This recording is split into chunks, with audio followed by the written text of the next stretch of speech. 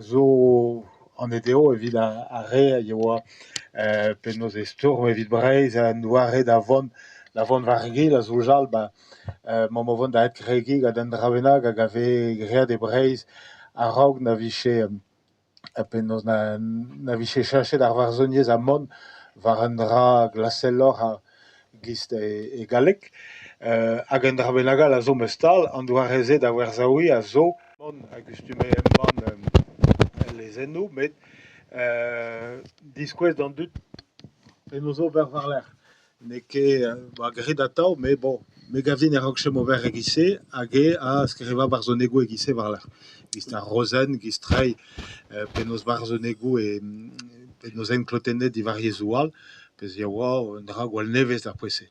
Nebeud oa bet graet a raok tal dir en oa bet graet un nebeud a raok oa ket gwall vrav gantañ atav aze meus tal gant emon yann eo zenjar leien oa bet graet raok enklotennet on eus bet ar varzhoniezh ar liañ.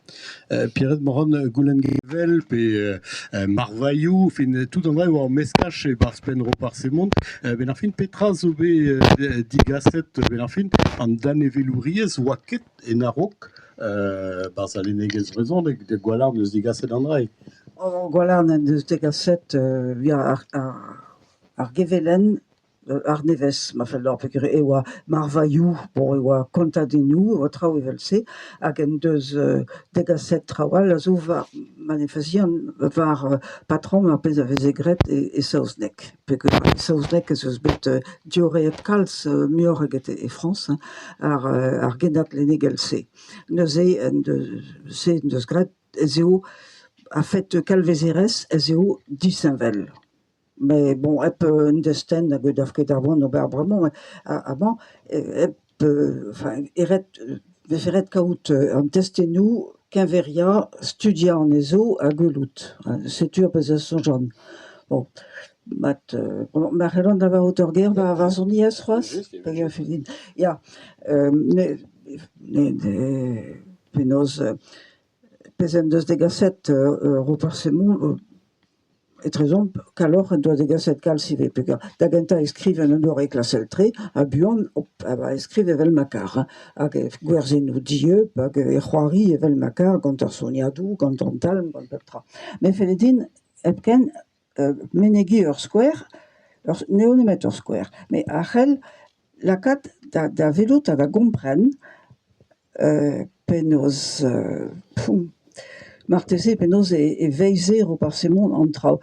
Ur nol an avez peririn ar mor, hag pennoz ran kreiz, hag av din ran pevar, peririn ar mor a zo ar varzhoneg hir, dre vras e zo ur brederiadenn war pezh ez eo ar varzhoniezh. Hag a ran pevar ar bennik, hag ez eo ober hag ez eus div zarn.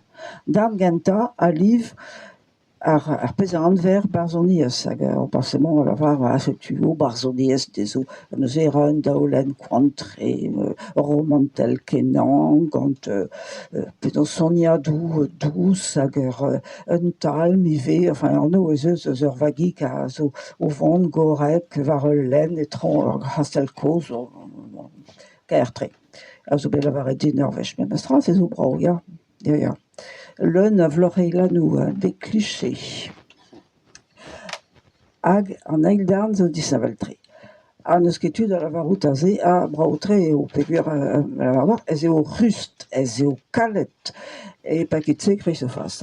Petra eo, deskrivadur eus an arvez, eus an argerzh kentor krouiñ, lennegezh, barzhoniezh hag emechans sonerezh n'ouzon ket me sur war pennoz eo kalet, eo kriz ar skeudennoù a zo ur wenodenn, serzh ou stor ur menne krin, kras, dindan un eol berv hag pennoz mein e pep lec'h a poant d'antreiñ ar goad tost o redek ar galon a vandre vuan hag se eo ar varzhoniezh da lavarout ne ket an disor ar labour, me al labour o c'henn em ober. Me felledin just lavarout an dra-se hag se o plejus hag even.